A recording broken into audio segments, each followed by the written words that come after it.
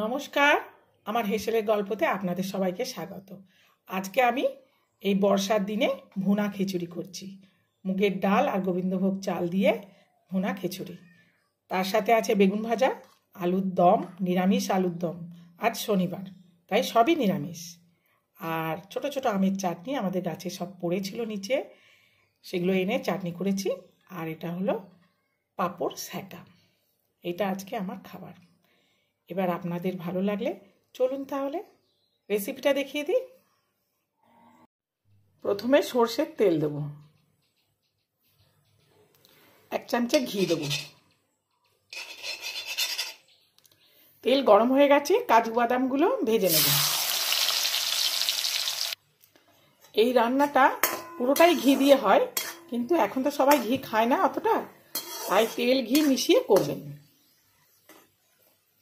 তুলে নেব। কিশমিশটা ভেজে নেব। কিশমিশগুলোও হয়ে গেছে, তুলে নেব। গোটা গরম মশলা, জিরে, তেজপাতা, শুকনো লঙ্কা ফোড়ন দেবো। এবার গোবিন্দভোগ চাল, এটা আমার 2.5 কাপ চাল আছে, ধুয়ে রেখেছিলাম, এটা দিয়ে দিলাম। চালটা একটু ভেজে নেব। ভুনা খিচুড়ি মানে অনেক তেল লাগে, ঘি লাগে, কিন্তু আমি আমার মতন করে অল্প তেলে করছি বা অল্প ঘিয়ে করছি। চালটা 2-3 মিনিট ভাজা হয়ে গেছে। এবার মুগ ডালটা দিয়ে দেবো। মুগ ডালটা ভেজে ধুয়ে ভিজিয়ে রেখেছিলাম। এবার একটু আদা কাঁচা লঙ্কা বাটা দেব। আমি 2.5 কাপ গোবিন্দভোগ চাল দিয়েছি, 2 কাপ মুগের ডাল দিয়েছি। পরিমাণ মতো হলুদ দিয়ে দেবো। চালে ডালে আমার 4.5 কাপ হচ্ছে, সেই অনুপাতে আমি জল দেবো। ডবল জল দেবেন, ডবলের থেকে একটু কম দিলেও হবে। এবার বুঝে পরে আবার একটু লাগলে গরম জল দিয়ে দেবেন। গরম জলটা দিয়ে দিচ্ছি।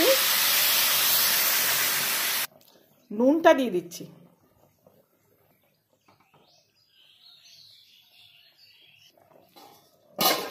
চাপা দিয়ে 5 মিনিট গ্যাসটা কমিয়ে রেখে দিচ্ছি।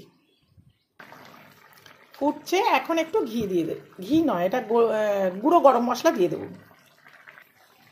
সরি, আমি বলতে ভুল করেছি, এটা হলো গুঁড়ো গরম মশলা, ঘি নয়। নেড়ে চেড়ে চাপা দিয়ে দেবো। এখনো হবে, অনেকটাই হবে। এবারে পরিমাণ মতো চিনি দিয়ে দেবো। আপনারা যে যেরকম চিনি খান সেরকম দেবেন। আমরা একটু বেশি চিনি খাই, তাই বেশি দিয়েছি। ভাজা কিশমিশ আর কাজু আর 2টো কাঁচা লঙ্কা দিয়ে দেবো।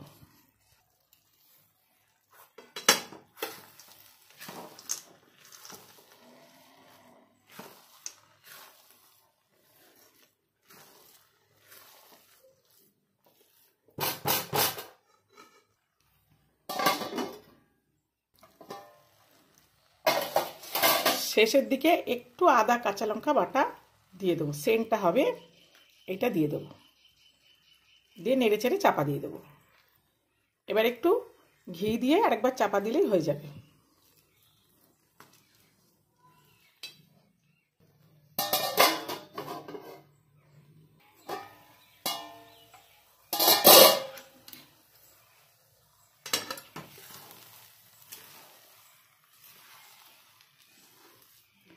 তৈরি হয়ে গেছে আমার ভুনা খিচুড়ি। এবারে সার্ভ করে দিচ্ছি।